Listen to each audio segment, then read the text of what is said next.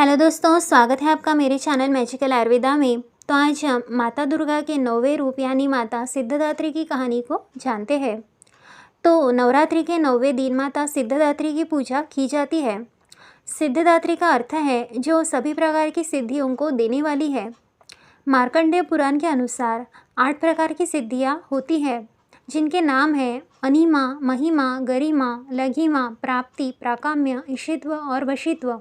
यहाँ 8 सिद्धियाँ होती है। तो ब्रह्म वैवर्त पुराण के श्री कृष्ण जन्मखंड में यह संख्या 18 बताई है, जिनके नाम इस प्रकार हैं अनिमा, लघिमा, प्राप्ति, प्राकाम्य, महिमा, ईशित्व, वशित्व, सर्वकामावसायिता, सर्वज्ञत्व, दूरश्रवण, परकारा कायाप्रवेश, वाकसिद्धि, कल्पवृक्षत्व, सृष्टि, संहारकरण सामर्थ्य, अमरत्व, सर्वन्यायकत्व, भावना और सिद्धि। माँ सिद्धिदात्री भक्त और साधकों को ये सभी सिद्धियाँ प्रदान करने में समर्थ है। देवी पुराण के अनुसार भगवान शिव ने इनकी कृपा से ही इन सिद्धियों को प्राप्त किया था।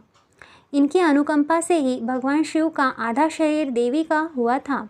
इसी कारण वह लोक में अर्धनारीश्वर नाम के से भी प्रसिद्ध हुए। अब जानते हैं कि सिद्धिदात्रा माता की छवि कैसी है।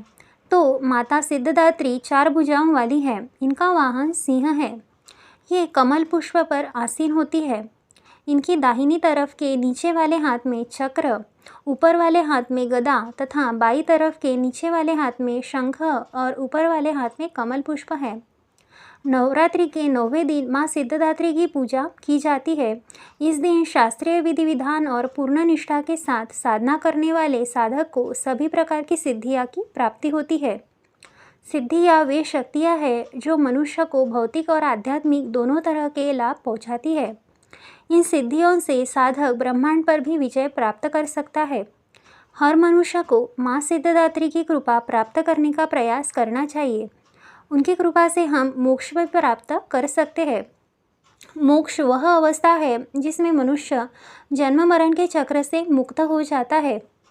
माँ सिद्धिदात्री की कृपा हम इस प्रकार से समझ सकते हैं कि संसार की असारता को हम इस प्रकार से समझ सकते हैं और वास्तविक शांति भी हम प्राप्त कर सकते हैं। अब जानते हैं कि माता सिद्धिदात्री की कथा क्या है।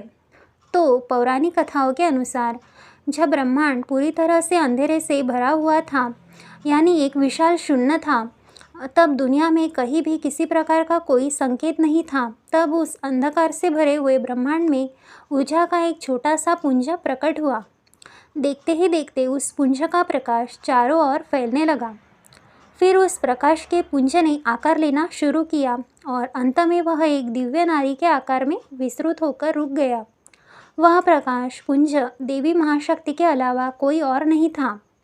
सर्वोच्च शक्ति ने प्रकट होकर त्रिदेव यानी ब्रह्मा, विष्णु और शिव को अपने तेज से उत्पन्न किया और तीनों देवों को इस सृष्टि को सुचारू रूप से चलाने के लिए अपने अपने कर्तव्यों के निर्वहन के लिए आत्मचिंतन करने को कहा।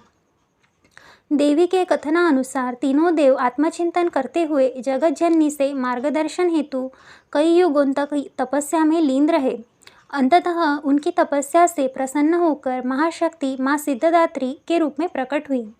देवी माँ सिद्धिदात्री ने ब्रह्मा जी को सरस्वती जी, विष्णु जी को लक्ष्मी जी और शिव जी को आदिशक्ति प्रदान की। माँ सिद्धिदात्री ने ब्रह्मा जी को सृष्टि की रचना का भार सौंप दिया, विष्णु जी को सृष्टि के पालन का कार्य दिया और महादेव को समय आने पर सृष्टि के संहार यानी विनाश का कार्य सौंपा। माँ सिद्धिदात्री ने तीनों देवों को बताया कि उनकी शक्तियाँ उनकी पत्नियों में हैं, जो उनके कार्य निर्वहन में उनकी सहायता करेंगी। उन्होंने त्रिदेवों को दिव्य चमत्कारी शक्तियाँ भी प्रदान की, जिससे वो अपने कर्तव्यों को पूरा करने में सक्षम हो सके। देवी ने उन्हें 8 अलौकिक शक्तियाँ प्रदान की। इस तरह 2 भागों यानी नर एवं नारी, देव दानव, पशु पक्षी, पेड़ पौधे तथा दुनिया की कई प्रजातियों का जन्म हुआ।